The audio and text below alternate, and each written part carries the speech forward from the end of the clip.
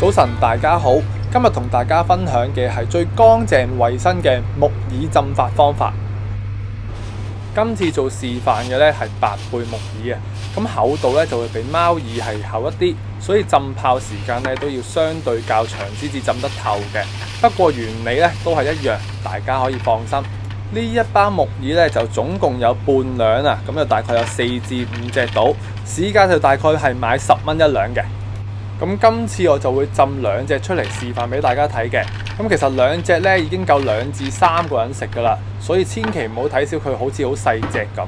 一陣再睇埋落去咧，就成個浸發嘅過程咧就可以睇住佢慢慢咁去發大噶啦，都幾好睇嘅。咁我哋浸發之前咧，就先用清水咧去洗一洗佢表面嘅沙塵先，之後咧就用一個大些少嘅盤佢，因為佢要有空間先至發得大嘅。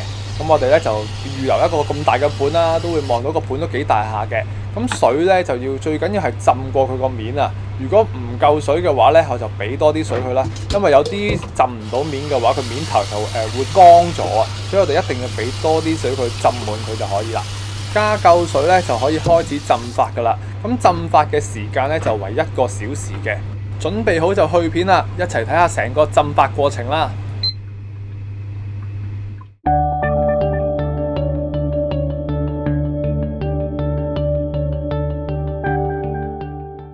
浸咗差唔多10分鐘左右咧，都已經有好明顯嘅變化噶啦。咁趁住呢一段時間咧，都同大家分享多一啲嘅木耳知識啦。咁大家都知道木耳嘅好處好多啦，咁可以通血管啊、抗衰老、補鈣咁樣嘅。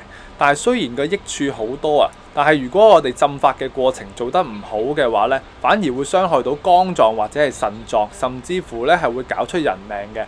咁經過咗好多專家反覆去測試、去檢驗之後咧，就發現到一種細菌，就叫做米酵菌酸。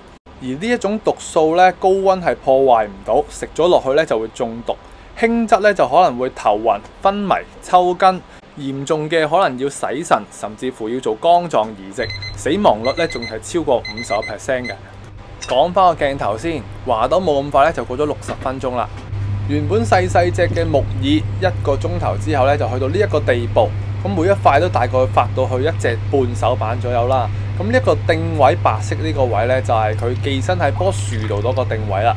咁我哋到最後咧清洗晒，到最後先剪走佢嘅原因就係因為我哋咁早剪走個定位咧，就好容易會入翻啲污糟水入去啦。所以我哋到最後先剪走佢啦。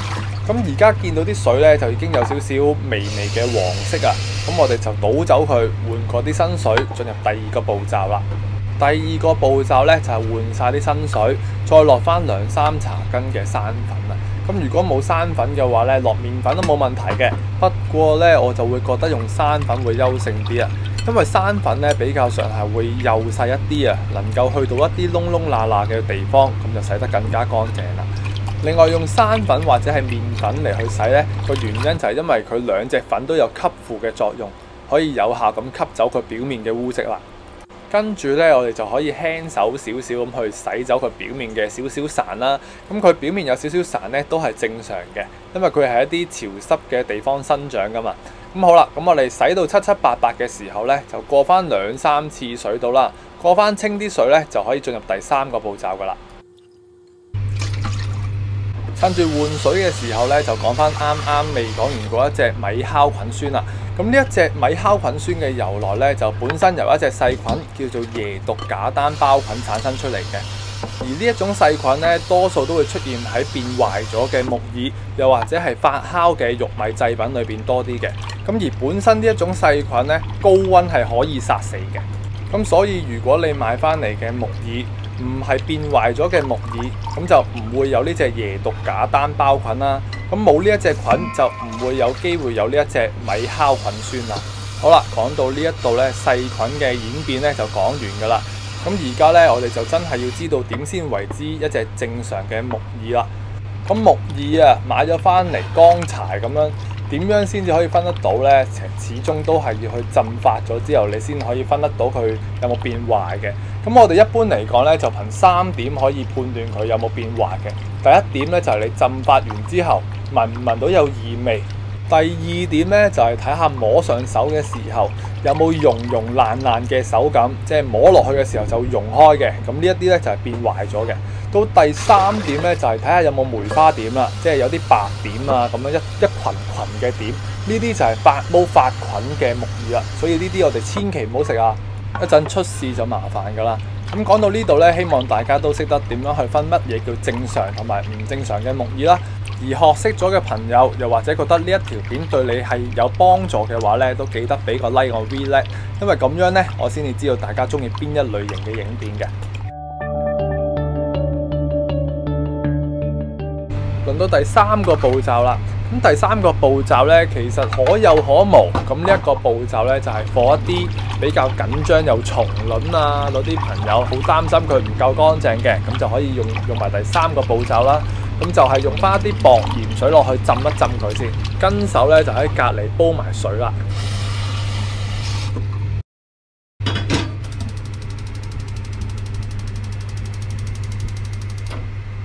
浸咗一陣鹽水，啲水又差唔多滾嘅時候咧，我哋咪又跟手去洗一洗啲木耳咯。跟住咧，我哋過翻2次水就可以噶啦。咁而鹽水嘅作用咧，就可以消毒、殺菌同埋驅蟲嘅。去到呢一個步驟咧，其實啲木耳上手咧都會摸到佢好乾爽、好絕手咁嘅手感噶啦。輪到最後咧，就係將佢出一出水啦。咁出水嘅時間咧，就唔好話淨係烚佢20零30秒咁就算數啦。因為木耳嘅生長環境咧係一啲潮濕嘅地方生長，細菌咧都會相對地係多一啲嘅。咁我哋出水嘅時間都俾多些少佢啦。咁我哋水滾放落去，俾2分鐘佢就可以啦。好啦，講到呢一度咧，相信大家都明白咗木耳嘅好壞點樣去分啦，同埋點樣去洗、點樣去消毒殺菌噶啦。到最後咧，我哋注意多3個因素咧，咁就萬無一失，唔會俾細菌有機可乘啦。第一點咧就係浸發時間嘅長短啊，盡可能都喺1個鐘頭裏邊完成浸發，千祈就唔好話浸佢24小時啊、48小時咁樣，因為木耳浸水咧滋生嘅細菌咧係好快好多嘅。主要嘅原因咧係因為木耳裏邊含有多糖，而細菌咧就好中意多糖嘅。第二點要注意嘅係溫度，如果室溫太熱嘅話咧，建議大家都係放翻入雪櫃裏邊浸發，咁細菌咧就唔會話繁殖得咁快噶啦。第三點咧就係水質啦，咁水質我哋盡可能咧都用翻濾芯水，又或者用熟水咧，咁就更加安全少細菌啦。連呢3點我哋都做足埋，就唔需要話擔心佢有細菌或者係中毒，食起嚟咧就更加安心放心啦。又過咗2分鐘啦，咁呢一個時候咧，我哋就可以夾翻起晒佢，咁亦都係啦，放晒入去啲涼水度啦。最好有冰嘅話，咪落冰水咯，咁樣咧就可以加快個冷卻時間，就更加會爽口一啲嘅。飛完水咧，啲水就有少少嘅變色，咁亦都係正常嘅反應嚟嘅，大家可以放心。到最後咧，我哋就揾翻個定位出嚟，剪走埋佢，咁就乾乾淨淨，唔怕有細菌或者係中毒啦。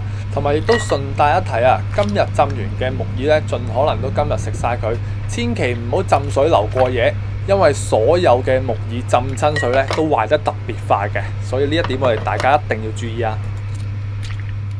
爽身冇溶爛、異味同埋斑點咧，就算係好嘅木耳啦。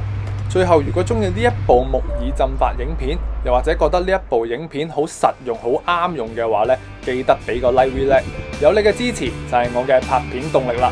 下集見啦，拜拜！